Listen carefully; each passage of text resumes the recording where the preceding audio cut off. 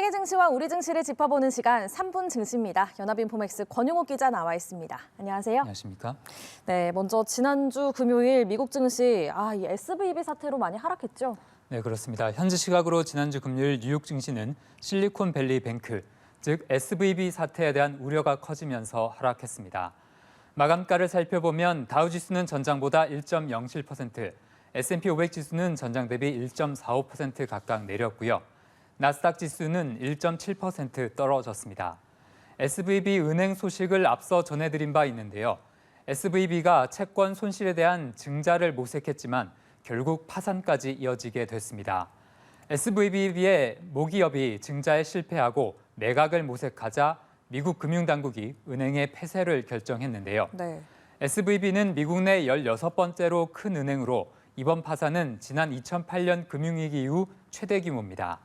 동시에 미국 역사상 두 번째로 큰 파산인데요. 연방준비제도의 기준금리 인상으로 은행권이 보유한 채권 가치가 하락한 게 결정적인 요인으로 작용했습니다.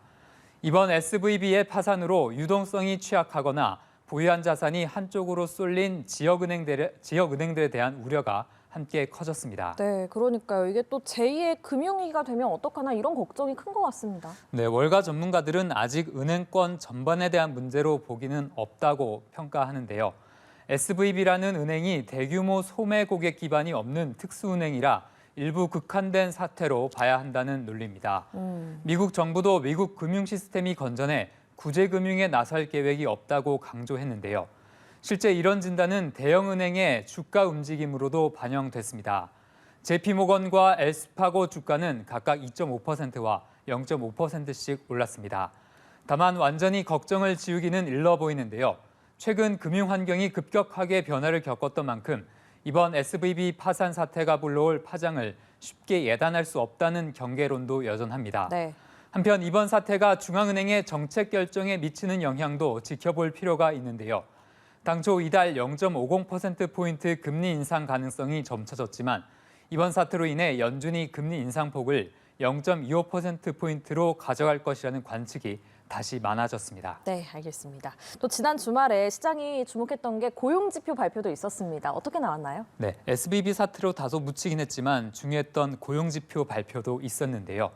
미국의 2월 비농업 부문 고용은 31만 1천 명 증가해 시장 예상치인 22만 5천 명 증가를 웃돌았습니다. 고용이 이렇게 여전히 뜨거운 것으로 확인됐지만 임금 상승세가 예상보다는 약했다는 점에서 이번 지표의 시장 영향은 크지 않았는데요. 미국의 실업률도 3.6%로 이전의 3.4%보다 소폭 올랐습니다. 네, 알겠습니다. 마지막으로 오늘 코스피 전망까지 짚어주시죠. 네, 지난주 코스피는 한 주간 1.5% 떨어졌는데요. 지수는 2,395부근에서 마감했습니다. 오늘 코스피는 미국 SVB 파산에 대한 여파로 하락세로 출발할 것으로 전망됩니다. 연초 국내 주식을 사들이던 외국인 투자자가 지난주에는 차익 실현에 나서며 주가 하락을 주도했는데요. 이번 파산 사태까지 더해지며 당분간 투자 심리가 위축될 가능성이 있습니다.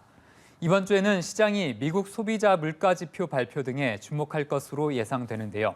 증권업계는 이번 주 코스피 변동폭으로 2,350에서 2,470 사이를 제시했습니다. 네, 알겠습니다. 3분 증시 권용욱 기자와 함께했습니다. 고맙습니다.